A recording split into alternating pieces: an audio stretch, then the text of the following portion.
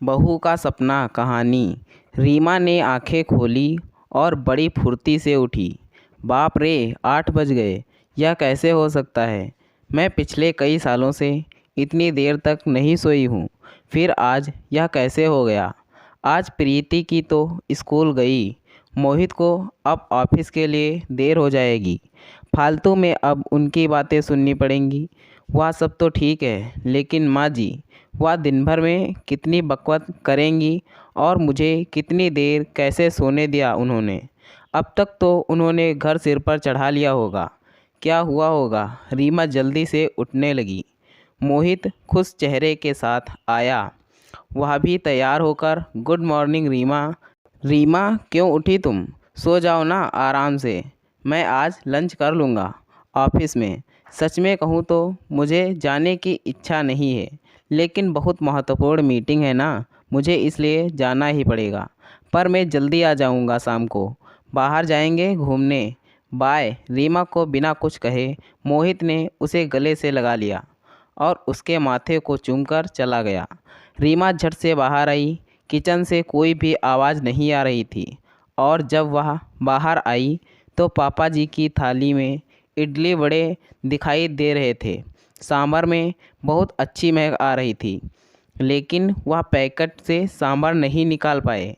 यह लोग कंटेनर में ठीक से क्यों नहीं दे सकते? अगली बार कंटेनर घर से ही दे देना। और इस घर में मुझे एक चम्मच भी नहीं मिलता। पापा जी बोले। रुकिए जी, आप ज़रा, मैं निकाल देती हूँ, नहीं तो आप सब सांभर नीचे फर्श पर गिरा दोगे, मेरा काम बढ़ा दोगे। और आपके सामने ही तो है चम्मच। आपको तो कुछ भी कैसे नहीं मिलता क्या पता। एक काम करो, आप यह प्लेट लेकर टेबल पर बैठो, मैं देती हूँ सांभर और चटनी निकाल कर। और धीरे बोलो ज़रा, बहू कभी नहीं सोती इतनी देर तक। आज सोई है तो शांत रहें, नहीं तो आपकी आवाज़ से उठ जाएगी वह। बहू जब उठेगी तब दूंगी गर्म करके उसे भी, यह उसका मनपसंद नाश्ता है। रीमा आश्चर्य से यह सब देख रही थी। अरे बहू, उठ गई तुम? क्यों उठी? चलो अच्छा हुआ उठ गई। तुम्हारे पापा जी तुम्हारे मनपसंद का वड़ा सांभर लाए हैं, गर्मा गर्म खा लो, फिर बाद में चाय पियेंगे साथ में। माँ जी ने सुमन को टेबल पर बैठाया। प्रीति कहाँ है? दिखी नहीं, सुमन ने पूछा। अरे बहू, मैं उसे स्कूल बस में बैठा कर आया। गई वह स्कूल, होशियार हो गई है अब अपनी प्रीति। जल्दी जल्दी करती है सब अपने काम, तकलीफ़ नहीं देती है वह अब। हाँ, बैग बहुत भारी है पर उसकी। वे लोग यह नहीं समझते कि बच्चे पर इतना बोझ नहीं डालते हैं। मुझे क्या बोली वह पता है? बोली, दादाजी मैं बिग गर्ल हो गई हूँ और गुड गर्ल भी। अब मैं आ जाऊँगी अकेली घर पर, आप मत आइए मुझे लेने के लिए। दादाजी पोती की प्रशंसा में मग्न थे। हाँ हाँ, मेरी बेटी समझदार हो गई है, सिर्फ दूध पीने को नाटक करती है, लगातार बड़बड़ करती रहती है, बस खाना ही ठीक से नहीं खाती। अन्नपूर्णा उसके पेट में है, इतनी ऊर्जा कहाँ से आती है क्या पता। अरे रीमा, खाओ तुम वड़ा सांभर, ठंडा हो जाएगा। और चिंता मत करो तुम, मैंने प्रीति को पराठा करके दिया है। छोटा सा खाया उसने और टिफ़िन में भी ले गई। माँ जी बोली। क्या पापा जी? माँ जी, मुझे उठाना चाहिए था ना, आपने क्यों किया सब काम? जाने दो, खाने में क्या बनाऊँ? रीमा ने अपराध बोध से कहा। रीमा, तुम कुछ मत करो, तुम्हारी बरसी है ना आज, तो मस्त मौज करो। हमारे पड़ोसी में वह चंदा आती है ना, खाना बनाने के लिए उसे बोला है मैंने आज से रोटी बनाने के लिए, बाकी का काम मैं कर लूँगी। तुम कितना काम करोगी अकेले? तुम्हारी क्लास, प्रीति का होमवर्क, बाहर के यह काम, मोहित भी कुछ काम करके मदद नहीं करता। तुम्हें सबके पीछे दौड़ना पड़ता है। अब आराम किया करो तुम, नहीं तो ऐसा करो ना, तुम और मोहित 4 दिनों के लिए घूमने चले जाओ। बहुत दिन हो चुके, वैसे भी तुम दोनों कहीं गए नहीं हो। प्रीति को यहाँ ही रहने दो, हम संभाल लेंगे उसे। आपको भी एक दूसरे के साथ वक्त बिताने की ज़रूरत है, माँ जी बोली। नाश्ते के बाद माँ जी ने चाय बनाई और तीनों ने बातें की और चाय पी। रीमा का दिन अच्छा गया। बरसी की सहेलियों के साथ मस्ती की, कल उसका ख़ास दिन था, लेकिन आज उसका जन्मदिन उसकी सहेलियों ने मनाया। उस वजह से वह कुछ ज़्यादा ही खुश थी। मोहित जल्दी घर आ जाऊंगा ऐसा बोलता था, पर आया ही नहीं। दोस्त की आज पार्टी थी, तो वह घर देर से आने वाला था। माँ जी और पापा जी भी सो गए। प्रीति को लेकर सुमन भी सो गई। कुछ समय बाद रीमा को बहुत आवाज़ सुनाई देने लगी। वहाँ अचानक उठ गई। प्रीति उसके बाजू में नहीं थी। वह डर गई और हॉल में आई। हर तरफ अंधेरा था और अचानक रोशनी आ गई। हैप्पी बर्थडे टू यू, अचानक ज़ोर से बोले। माँ जी, पापा जी, मोहित सब हंसकर उसे विश कर रहे थे। प्रीति ने दादी की मदद से सुंदर केक बनाया था। रीमा ने केक काटा और सबको खिलाया। सभी खुशी के मारे सो गए। फिर बाद में सुबह रीमा उठकर देखती है तो पास में सुंदर सा ग्रीटिंग कार्ड था। उसकी बेटी प्रीति ने खुद के छोटे हाथों से बनाया था। वह कार्ड देखकर सुमन बहुत खुश हुई। उतने में एक बड़ा टेडी बियर चलते हुए उसके पास आया। सरप्राइज़ मम्मा, यह मैंने तुम्हारे लिए स्पेशल लिया है, मेरे पिगी बैंक में से सेविंग करके। रीमा को गले लगाकर उसकी लाडली बेटी बोली। रीमा की आंखों से खुशी के आंसू झलक पड़े। अब मोहित की बारी थी। उसने रीमा से कहा कि अब वह अपनी आंखें बंद कर ले और उसके लिए लाया हुआ खूबसूरत हीरों का हार उसके गले में डाल दिया और उसे आईने के सामने खड़ा कर दिया। वाह, अब सच में वह हार कितना खूबसूरत लग रहा है।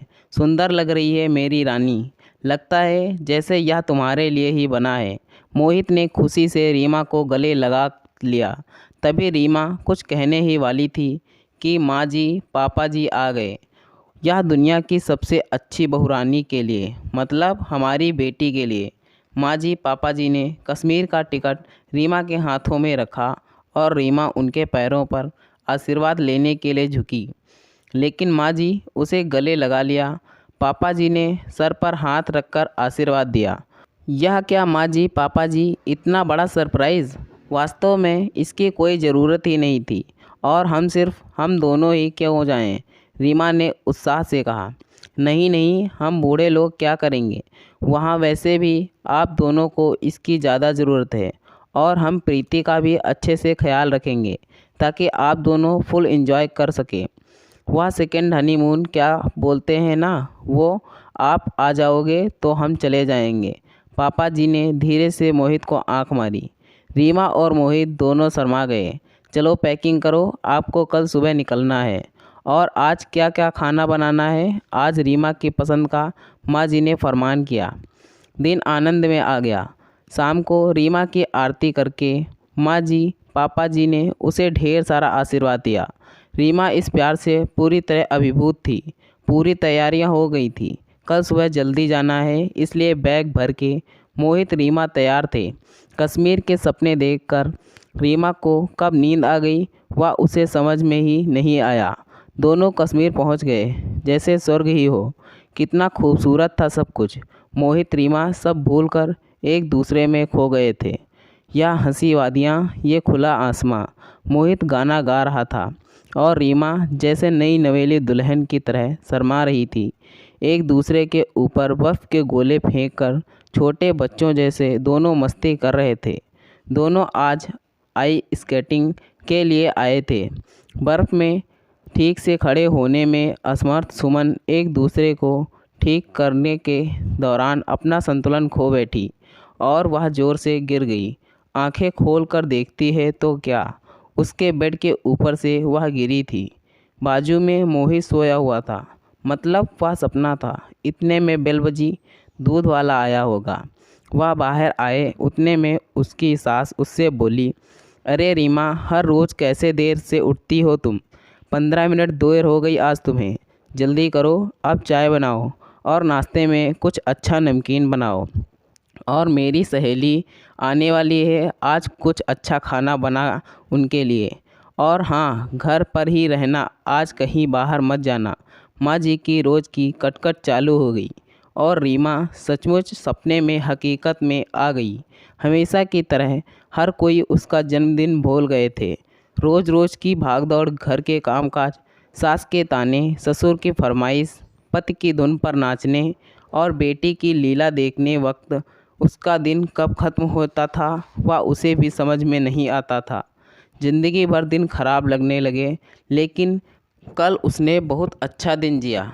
लेकिन इस रात के मीठे सपने में उसने इतने खुशनुमा पल जी लिए थे जो उसके लिए क्या कम था। मन में उस कश्मीर का सपना साकार होने की प्रतीक्षा में वह काम करने लगी। तो दोस्तों, यह थी हमारी आज की कहानी। अगर यह कहानी आपको पसंद आई है तो कृपया इसे लाइक करें और कहानी पर अपनी राय देने के लिए इसमें कमेंट करें।